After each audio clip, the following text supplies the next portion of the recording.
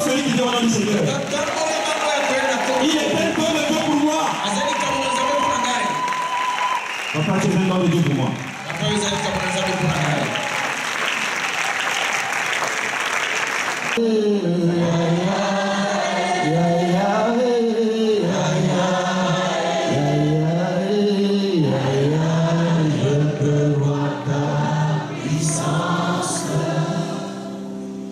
Père de gloire, Yeshua mon Père, Abba Eli, merci. Merci pour ta gloire dans ce lieu. Merci pour tes saintes armées.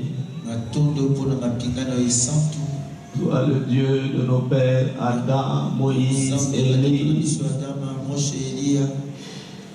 Nous te célébrons. Nous t'honorons. Toi qui es né de la Vierge, qui est ressuscité d'entre les morts, qui est assis à la droite de Dieu, nous te donnons la louange et la gloire. Toi le Père de tous les esprits,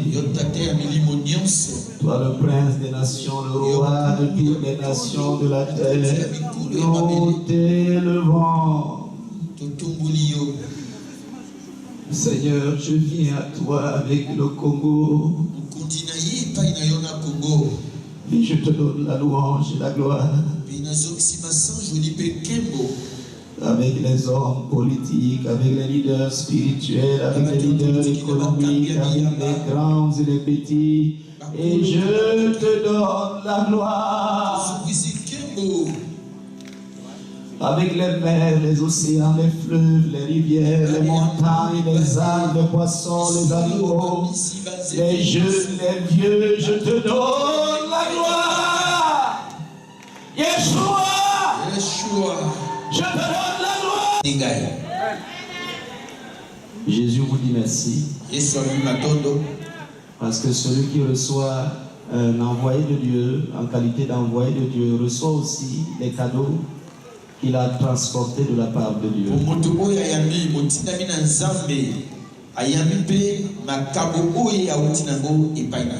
Je voudrais dire un merci particulier à l'église du Congo. Vous pouvez acclamer pour elle. Alléluia.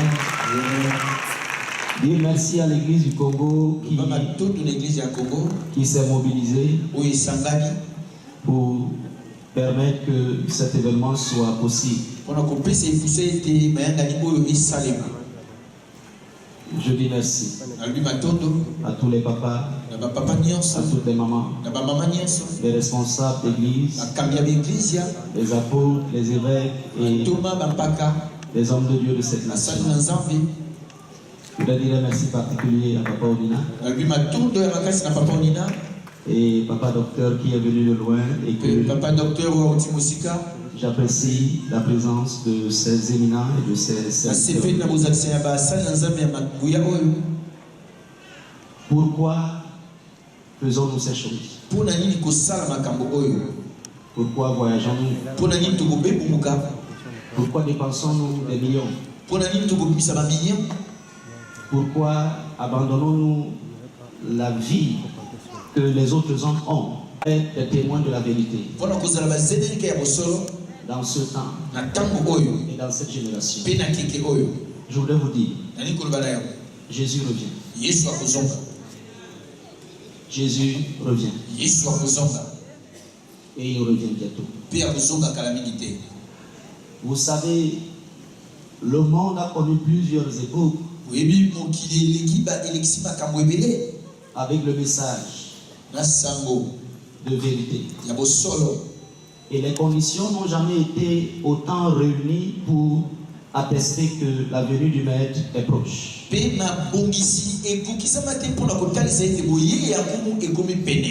Pourquoi un homme comme moi qui aime à rester sur la montagne, qui reçoit toujours les hommes vers lui et qui très souvent n'allait pas vers les nations, se retrouve à venir dans une nation?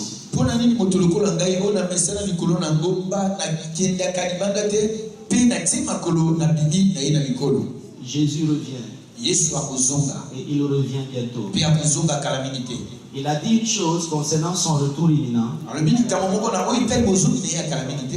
Parce que les disciples lui demandaient quand sera la fin. À quel signe allons-nous reconnaître la fin? Il a dit une parole très spécifique. Il dit quand cette bonne nouvelle du royaume aura été prêchée et annoncée à tous les hommes. Donc pas toutes les bonnes nouvelles,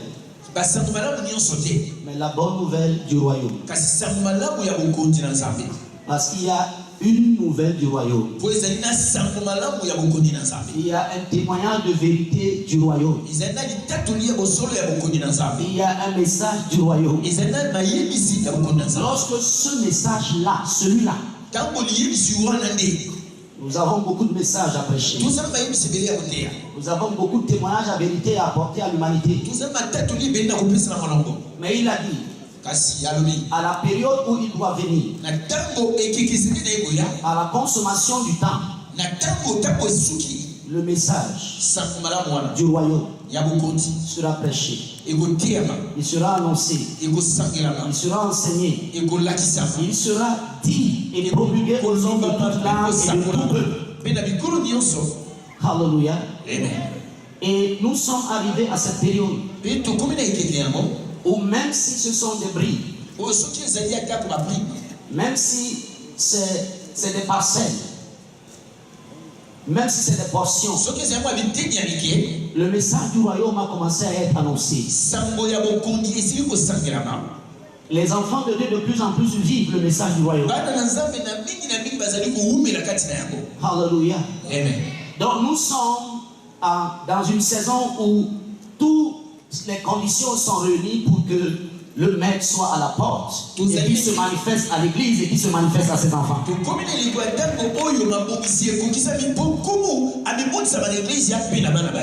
Pourquoi va-t-il avoir plus de miracles dans cette saison que dans toutes les autres saisons? Parce qu'il est dit qu'il sera donné le pouvoir aux deux témoins qui se tiennent devant le Seigneur. Les deux oliviers dans l'Apocalypse. Pourquoi nous attendons-nous à plus de miracles aujourd'hui? Parce que la Bible dit que l'esprit des temps anciens qui étaient sur les livres reviendra dans le monde. Et il sera donné à ces prophètes d'accomplir des prodiges et des miracles exceptionnels. Après le temps de leur témoignage, le Seigneur sera en train de venir. Ils auront le pouvoir de fermer le ciel. Ils auront le pouvoir de changer l'eau en sang. De révéler la gloire de Dieu à une dimension que la génération aura du mal à accepter et à comprendre. La Bible dit que la bête qui monte de la terre les combattra. Ça veut dire au moment où la gloire de Dieu sera en train de frapper le monde, de guérir et de délivrer, il y aura une forte adversité contre ce type de message du royaume, ce type de démonstration de puissance, de grâce et de gloire.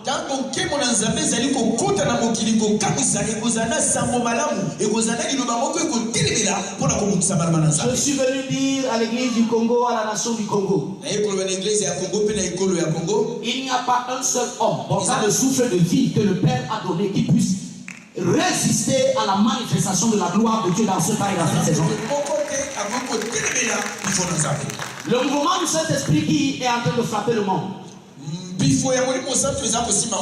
dépasse les églises, les chapelles, dépasse les dénominations, dépasse les individus, dépasse les pays.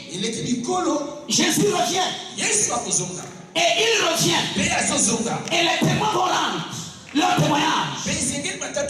Et les prophètes vont prophétiser. Et les possédés vont être délivrés. Et les malades vont être guéris. Nous sommes dans cette saison aussi, comme à l'époque de l'église primitive, où pendant que la puissance de Dieu fouettait Israël, des hommes comme Saul de Tarse sont allés prendre des lettres auprès des dirigeants et des gouvernants pour tenter de résister, de bloquer, d'empêcher le mouvement de Yeshua. Amen.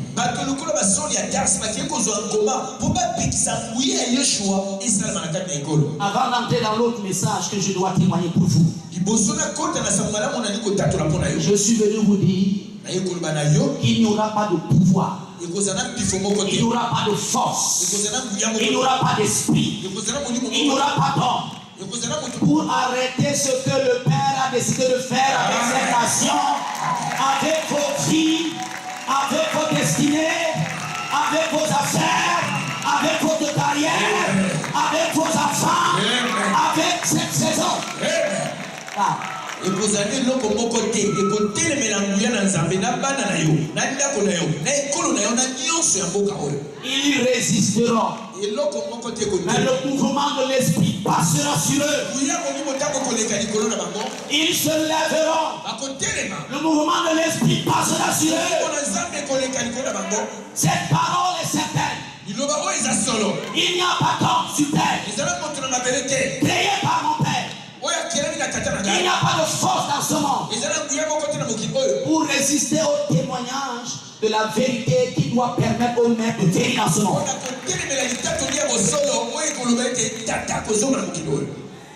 Avant de témoigner de ce message que j'ai, des conseils. Église. Votre Père s'attend à ce que vous soyez unis. Votre Père s'attend à ce que vous soyez unis.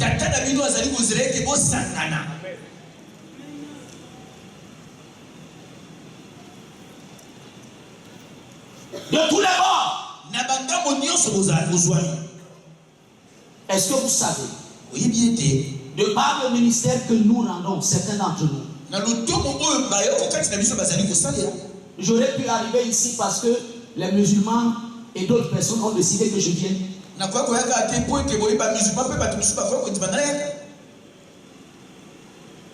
Les possédés que nous guérissons, les malades que nous délivrons, ils appartiennent à toutes les religions du monde. Mais le Seigneur a voulu que ce soit par l'Église. Il dit que si Israël refuse de le louer, même les pierres, même les corbeaux, Église, soyez unis pour Jésus, pour Jésus, pour Jésus, pour Jésus.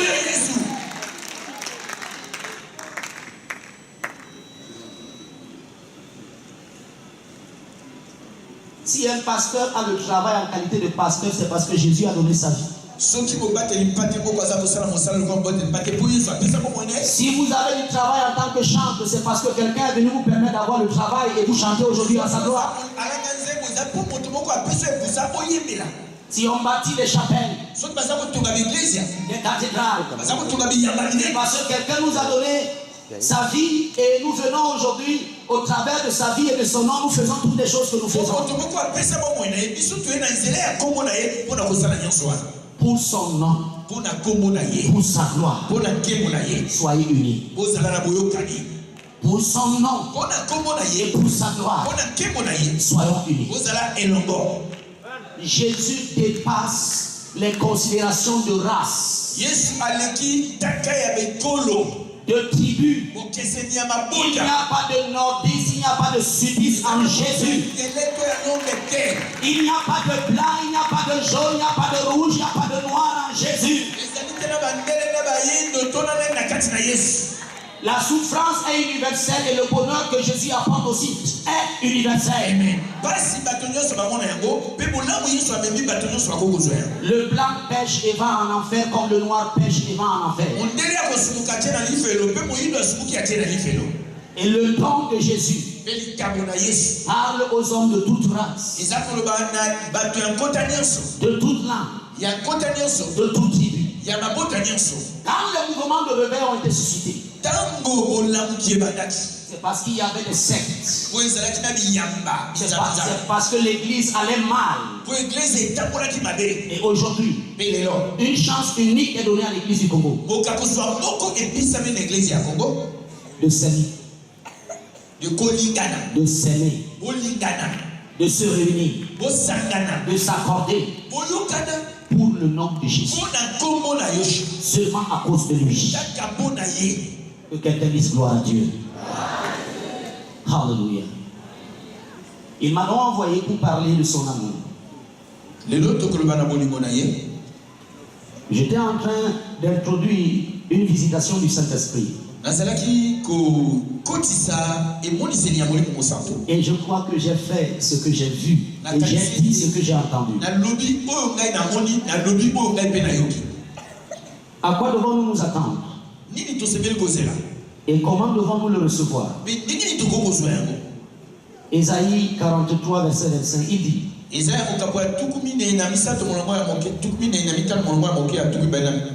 c'est moi qui efface tes transgressions pour l'amour de moi, et je ne me souviendrai plus de tes péchés.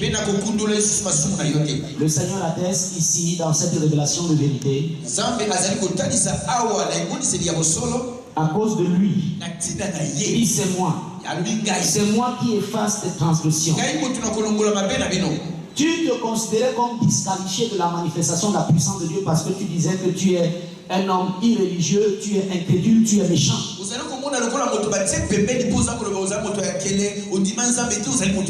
Il dit c'est moi qui efface tes transgressions, déclare le Seigneur. Donc dans cette saison, le témoignage de l'amour de Dieu qui accepte les hommes tels qu'ils sont et qui pardonne leurs péchés. C'est ce témoignage que je suis venu rendre ici aujourd'hui. Toi qui te disqualifiais de la grâce, toi qui te disqualifiais de la puissance de Dieu, parce que tu te culpabilisais, le Seigneur m'a envoyé te dire c'est lui qui efface tes transgressions. C'est lui qui enlève ton péché. Si tu peux accepter aujourd'hui avoir un nouveau départ dans ta vie, quel que soit le crime que tu as commis, il a le pouvoir de l'effacer. Il a le pouvoir de te pardonner. Il a le pouvoir de te purifier. Il a le pouvoir de te sanctifier.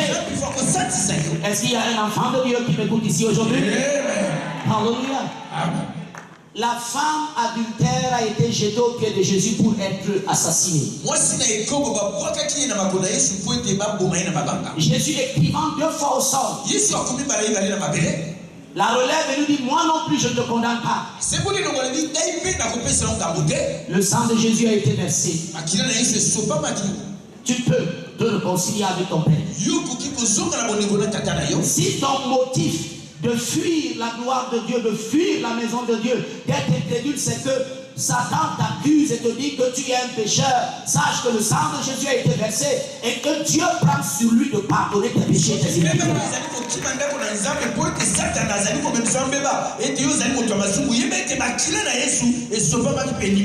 Il dit c'est pour l'amour de moi. En d'autres termes, quand le Père te regarde, il se voit en toi parce qu'il t'a créé à son image et à sa ressemblance. Et au commencement, il t'a créé saint, pur, parfait. Il dit donc que pour l'amour de lui-même, il efface tes transgressions. Il le fait pour lui parce qu'il ne veut pas voir son image en toi être ridée, être tachée, être marquée.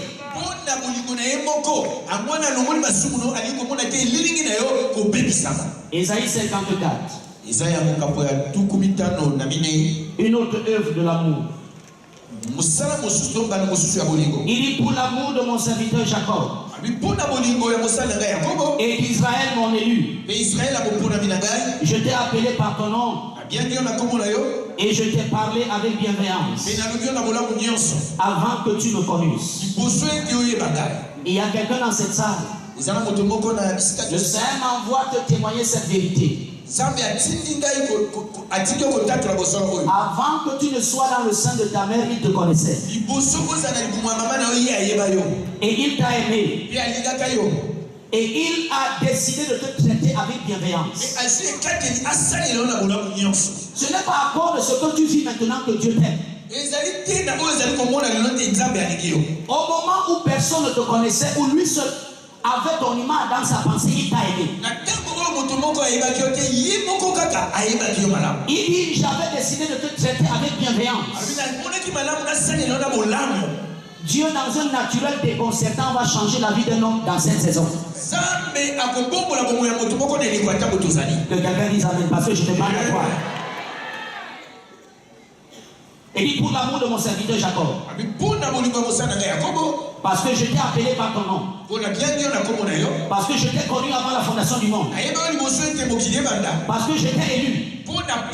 Il dit pour l'amour de mon serviteur. Les personnes qui n'arrivent pas à expérimenter la puissance de Dieu ou à vivre le miraculeux sont des personnes qui se sentent écartées de l'amour de leur Père, de l'amour de Dieu.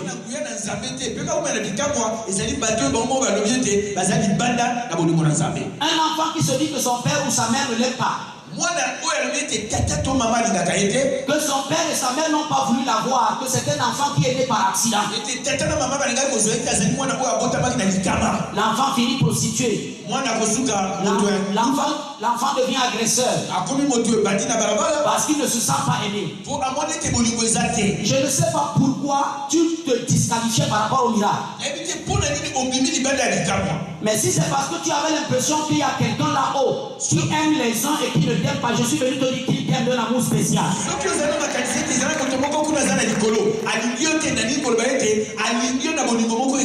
Il t'aime. Dis à quelqu'un, il t'aime. Il m'aime. Je ne t'entends pas? Merci. Ésaïe 48, 11. Il dit, c'est pour l'amour de moi. Pour l'amour de moi que je veux agir. Car comment mon nom serait-il profané? Je ne donnerai pas ma gloire à un autre.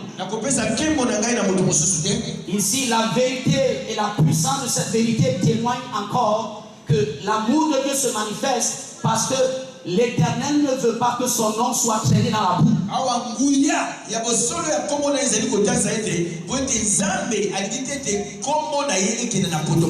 Il y a des hommes et des femmes qui disent que ceux qui croient, ils croient pour rien. Que ceux qui prient, prient pour rien. Que ceux qui cherchent Dieu pour rien. Je suis venu t'annoncer une bonne nouvelle. À partir de maintenant, on fera la différence entre celui qui invoque l'Éternel et celui qui ne l'invoque pas.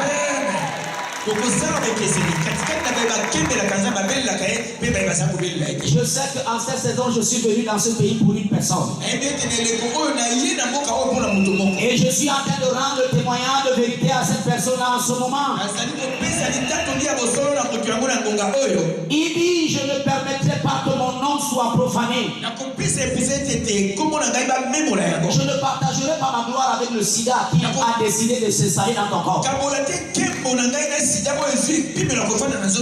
ne partagerai pas ma gloire avec la sorcellerie qui veut t'empêcher de vivre le bonheur dans le mariage.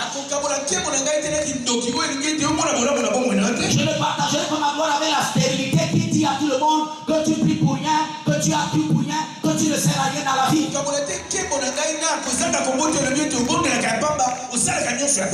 Il dit mon nom ne sera pas profané. La Bible dit qu'il s'est humilié jusqu'à la mort et même jusqu'à la mort de la croix. C'est pourquoi aussi Dieu l'a sûrement élevé et lui a donné le nom qui est au-dessus de tout nom. La chose qui t'empêche de réaliser le bonheur de Dieu, quel est le nom qu'on donne à cette chose-là? Jésus demande aujourd'hui à cette chose, quel que soit son nom, quel est ce nom qui résiste au nom de Jésus dans ta vie? Magie noire, magie blanche, sorcellerie. Quel est ce nom? Cancer, sida, stérilité. Il dit, je ne permettrai pas que mon nom soit profané. Quel est ce nom? Pauvreté, misère, limitation, échec, éternel recommencement. Comment appelle-t-on cette chose qui est devenue apparemment Dieu? Alors que Dieu dit qu'il ne partage sa gloire avec personne. Quand quelqu'un dit, ah, mon sida, mon cancer, ma maladie, mon mal Dieu, il est en train d'adorer. Mais il adore quoi? La maladie, la souffrance, la misère. Quand quelqu'un dit, je souffre, la souffrance me gère, il est en train de célébrer un esprit. Parce que la souffrance est un esprit. La maladie est un esprit. La mort est un esprit. Il dit, mon nom ne sera pas profané dans ta vie. Comment peux-tu dire Jésus? Et il y a autre chose en toi qui a plus de pouvoir que le nom de Jésus dans ton corps, dans tes affaires, dans ton ministère, dans ton projet. Comment? Pierre et Jean ont dit, nous n'avons ni or ni argent à te donner comme tu le veux, mais ce que nous avons, le nom de Jésus est un don, c'est une garantie, c'est quelque chose qui dépasse l'or et l'argent, qui dépasse les maisons, la terre et le ciel. Et quand on l'a,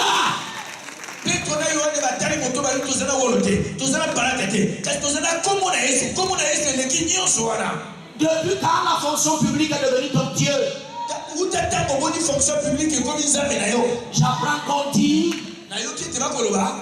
je n'ai pas de salaire parce qu'on ne m'a pas payé la fonction publique. Et je ne mange pas. Et mes enfants ne vont pas à l'école. Et les églises ne sont pas construites. Et les hommes de Dieu, les femmes de Dieu, les leaders économiques ne peuvent pas acheter des terrains, bâtir des églises, organiser des croisades.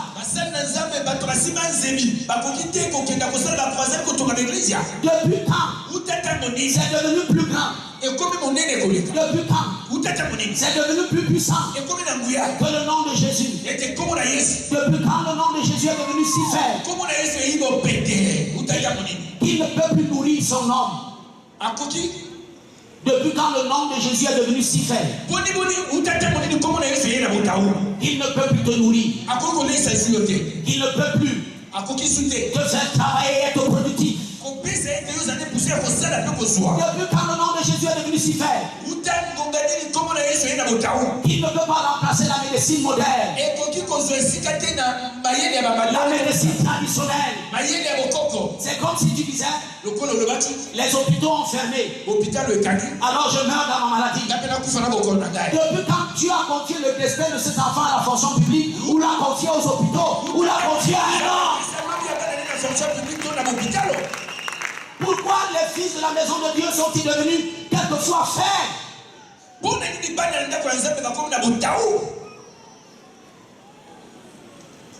Je suis allé bâtir une église en Brousse. Il y a de cela 8 ans. Je crois la plus grande d'Afrique centrale. On l'a cassé 3 fois et on l'a rebâti. On est allé de grandeur en grandeur. Et quand on y allait, les gens se demandaient qu'est-ce que l'homme peut faire en Brousse. Qu'est-ce que l'homme peut faire dans la forêt. Aujourd'hui, nous avons transformé une forêt où il n'y avait pas de route. On dit chez nous là-bas qu'on n'a jamais vu un quartier sorti de terre sans que personne n'ait le contrôle de ce genre de développement.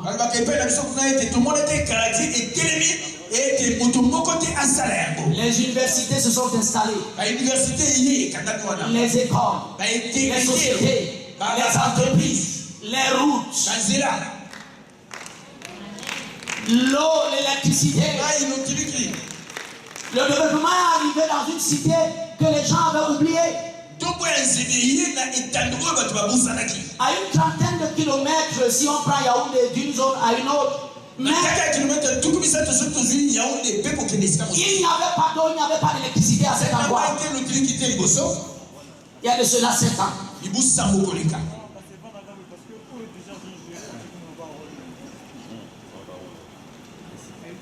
Qui t'a dit que c'est le salaire qui devrait te faire vivre. Il t'a dit que s'il n'y a pas d'hôpital, tu ne peux pas prendre soin de ta vie. Il t'a dit que Dieu peut créer un homme et confier le destin de cet homme-là à un autre homme. Je suis venu parler à quelqu'un. Si la fonction publique n'a ni or ni argent à te donner, au nom de Jésus, j'ai quelque chose à te donner. Si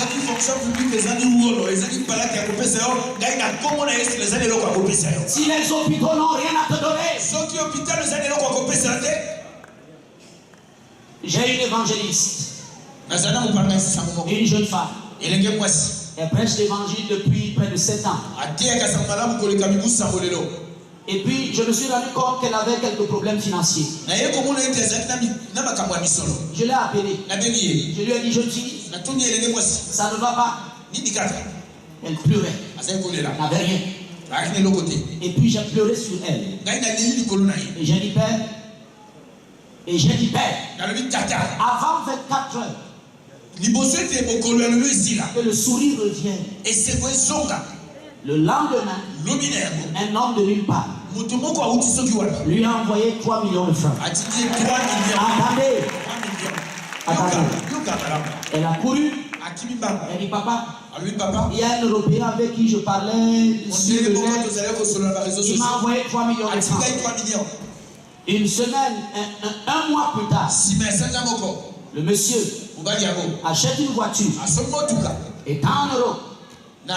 Et il appelle et lui dit, je t'ai acheté un véhicule, va le chercher à tel endroit auprès des vendeurs de véhicules dans votre pays.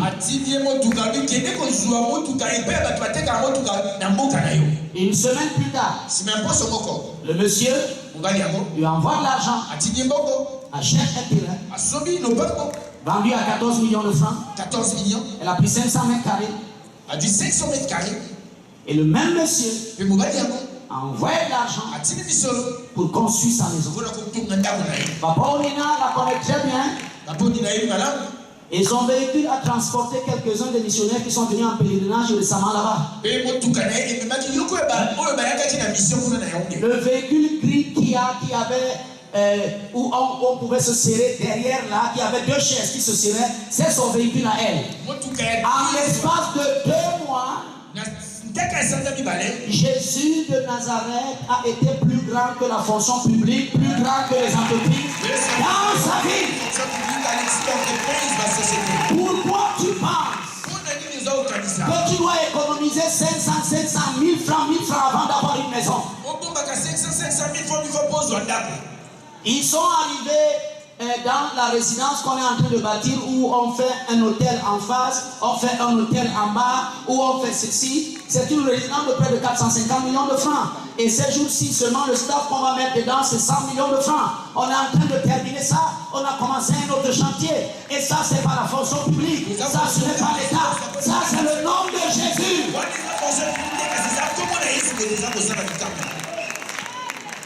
Jésus n'est pas si fait que quand la médecine a dit, son fils, papa le riche, le pasteur du sanctuaire de Douala, c'est un haut cadre dans une société française. C'est un directeur. Mais il est pasteur. Il a décidé de démissionner. Il va t'expliquer quand tu vas arriver. Il a décidé de démissionner là où il gagne des millions. Parce que son Jésus est plus riche que ce qu'on lui donne là-bas. Il veut se concentrer totalement.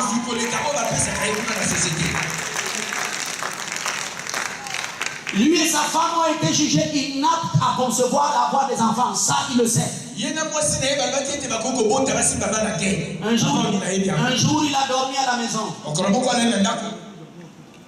Et il a occupé la chambre que Papa Onina, quand il n'est pas dans ses résidences privées, quand il se repose 2 heures et qu'il est venu à la maison, il est allé se coucher là-bas. Dans la nuit, je me suis réveillé et je suis venu. Pendant qu'il dormait, j'ai posé ma main sur lui. Il s'est réveillé en sursaut. Je dis non, fils, dors, c'est papa. Et puis j'ai commencé à dire que tout ce qui ne va pas dans tes organes, je répare. Et ta femme qui n'est pas ici, qui se trouve dans une autre région, je la répare.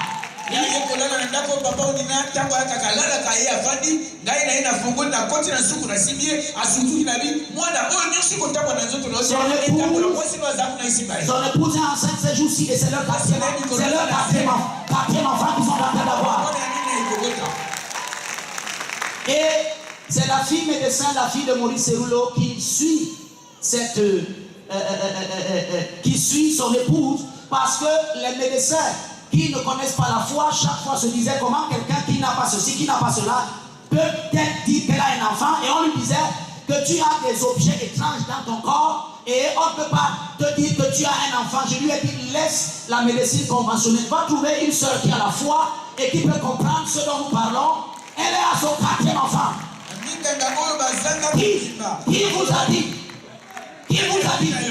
que quand la médecine ne peut pas, que quand l'État ne peut pas, si l'État ne peut plus faire des routes,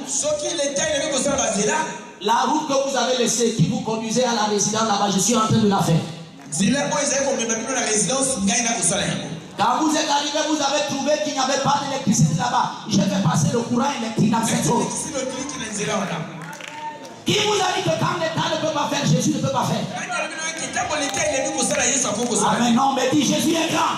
Jésus est grand. Parle-moi. Parle-moi. Quelle est cette doctrine où la foi des hommes attend le salaire de la fin du mois? S'il n'y a plus de salaire, s'il n'y a plus de fonction publique, on ne peut plus, Jésus doit bien te prêcher, on ne produit plus de tracts, on ne fait plus de campagnes d'évangélisation, on ne monte plus dans les avions pour aller annoncer la bonne nouvelle. Qui a dit ça au Congo?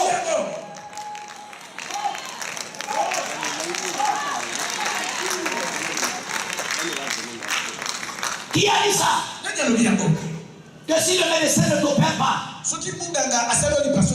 on ne peut plus rien faire pour toi. Qui a dit ça?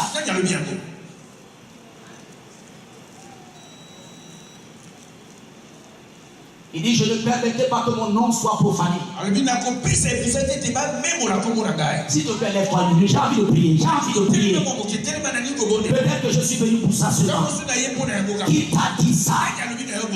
Qui t'a limité comme ça? Fils de Dieu, fille de l'Éternel, qui t'a envoyé mettre ta foi dans un homme, dans un gouvernement, dans une personne, ou dans une femme qui t'a trompé comme ça, qui a limité ta foi de cette manière-là,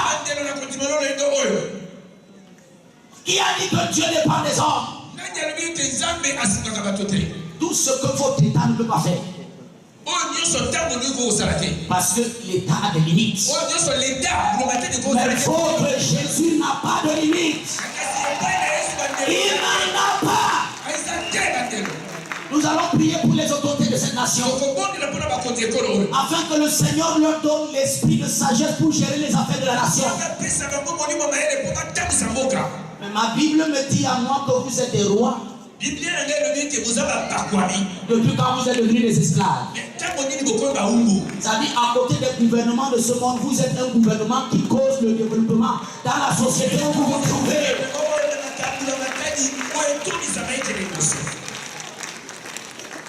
Je demande à un révérend, pourquoi n'as-tu pas fait la campagne? Il n'y a pas de salaire dans la fonction publique. Ça quel sens pour Paul, pour Jean, pour Pierre, ça quel sens? Pourquoi n'arrivez-vous pas à bâtir les églises? Le pétrole, le baril du brut a chuté. Quoi? Mais Taïna Mansoura, que personne n'insulte le nom de Jésus.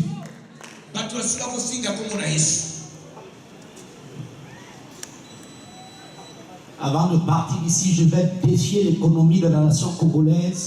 Et les gens vont dire des choses étranges.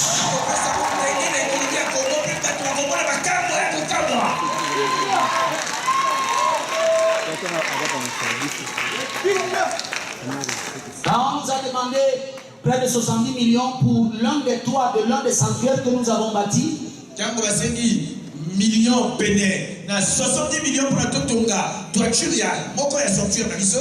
Les enfants sont venus me voir, ils me disent, papa, on va faire comment? Je dis, vous allez faire comment? Commencer. C'est vous qui êtes mort à la croix. C'est vous qui êtes le Saint-Esprit. Non-sens. Je suis arrivé un vendredi à l'église. Et j'ai dit au nom de Yeshua, le Fils de Dieu, que les corps qui étaient fermés s'ouvrent, que l'argent apparaisse dans les corps. Et les fonctionnaires à la retraite ont commencé à être appelés pour leur dire qu'il y avait des quantités d'argent dans leur compte qui étaient clôturées et qu'ils aillent se justifier. Quand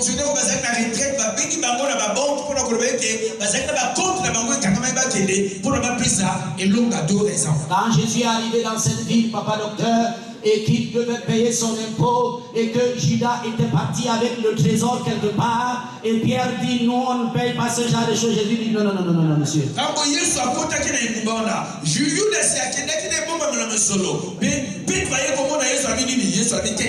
Si Judas est parti avec la caisse de l'église, il y a un poisson dans la mer qui a de l'argent. Il y a un poisson dans la mer qui a de l'argent. Si le pétrole a chuté, il y a les oiseaux, les poissons, les arbres qui ont de l'argent. Les fils et les filles de Dieu. Arrêtez d'insulter ce grand nom de Jésus. Il n'est pas limité. Il n'est pas limité.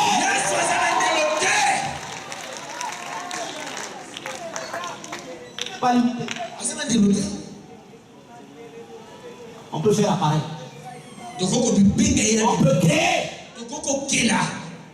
On est les enfants du Créateur. Amen. Il donnait-moi du pain, il remplit le pain et il nourrit les gens. Nourrit les gens.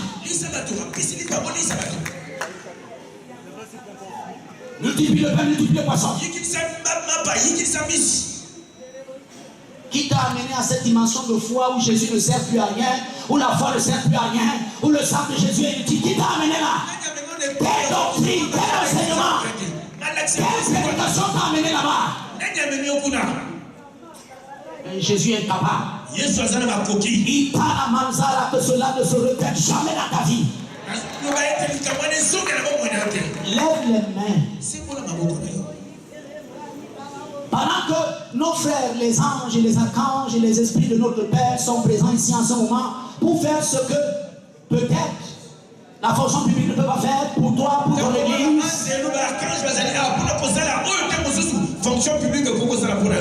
Dis Jésus, tu ne partageras ta gloire avec aucun homme dans ma vie. Avec aucun homme. Même le Congo n'est pas au-dessus de Jésus. Un diplôme n'est pas au-dessus de toi, Jésus. La médecine n'est pas au-dessus de toi, Jésus. Le nom de mon père, de ma mère n'est pas au-dessus de toi. Jésus, je lève ton nom aujourd'hui. J'arrête la bassesse. J'arrête l'intégrité. J'arrête l'honnêteté. Jésus, ton nom. Élève la voix et vomit le feu. Élève la voix et vomit le feu. Élève la voix et vomit le feu. Pour parler au baril de pétrole, si c'est là-bas qu'il y a une solution pour dire remonte. Où sont-ils? Pendant 40 jours, Goliath avançait. Et le peuple reculait. Tous les frères de David reculait. Le roi Saïd reculait.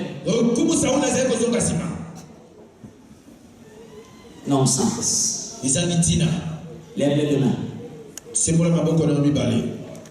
Ce n'est pas celui qui dit Jésus.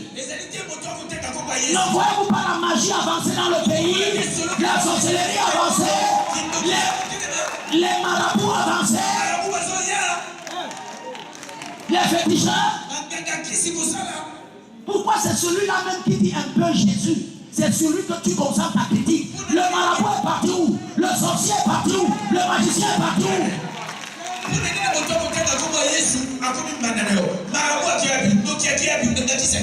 Laisse ton frère tranquille.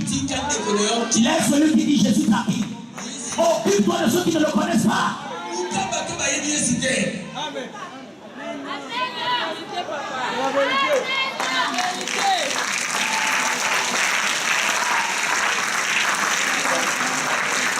Toi et moi, on doit bagarrer. Parce que tu portes le pain ici. Pourquoi tu as mis en friture comme ça? Pourquoi lui porte une veste blanche? Ou blanc cassé? Pourquoi tu portes ça? Pourquoi tu portes ça? C'est ton goût. Toi, pourquoi? C'est ton goût aussi. Moi, pourquoi? Pourquoi hier, on s'entendait quand on était tranquille? Le jour où toi et moi, on a confessé Jésus, tu t'es habillé comme ça, je me suis habillé comme ça. Maintenant, on ne se parle plus.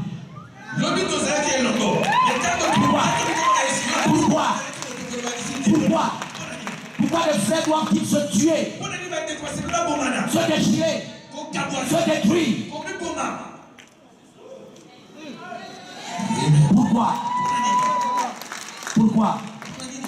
Pourquoi si l'apôtre Paul prêche aux païens et que Jacques est resté à Jérusalem, les deux qui parlent du même Jésus doivent-ils avoir des problèmes?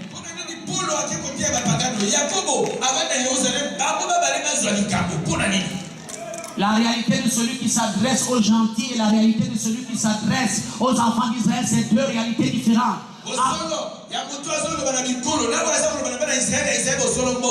Celui dont le message est dirigé vers le païen, parfois il s'habille comme le païen. Il n'a pas besoin de couper son zigizili. Il n'a pas besoin de couper le petit monsieur le pistolet. Il n'a pas besoin de ça. Et celui qui parle aux enfants de la maison d'Israël, on doit couper ça. Mais les deux invoquent Jésus. Pourquoi ils doivent s'entretuer et se déchirer? Ton message est unique. C'est Pharaon qui est le problème, c'est Goliath qui est le problème, c'est Satan qui est le problème. Laisse ton frère tranquille.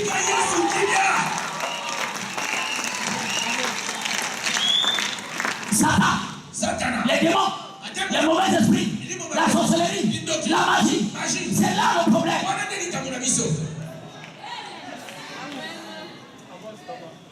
Il porte un t-shirt, tu es très beau. Il met une cravate, il est beau. Il porte une chemise carrelée, c'est beau. Il porte un pagne, c'est très naturel africain, c'est beau. Chacun part ici avec un message. Il est un peu sombre avec un regard profond, il porte des lunettes. On voit l'aspect de quelqu'un qui est concentré, qui veut recevoir quelque chose. Il a les mains croisées, regardez sa position. Dieu ne nous a pas créés tous de la même manière. Lui les mains en bas, lui les mains en haut, l'autre les mains comme ça, l'autre les mains en bas, et des couleurs différentes. Pourquoi on doit mourir? Alors que Goliath, Pharaon, les mauvais esprits cherchent à t'enlever la joie de vivre. Lève tes deux mains s'il te plaît. Prie pour cette nation. Le Goliath qui est à la porte, qui tombe. Le Goliath qui est à ta porte. Nous avons tous le même diable qui empêche les gens d'avoir de l'argent, qui empêche les gens de se marier, qui empêche les gens d'aller au ciel. Mon frère, ce n'est pas mon problème, c'est le diable. Lève tes mains et dis. Lève tes mains et dis Goliath. Pharaon. Toi qui t'es levé contre ma nation et moi-même. Tombe au nom de Jésus. Il lève ta voix pendant 5 minutes et prie de la sorte. Tombe au nom de Jésus.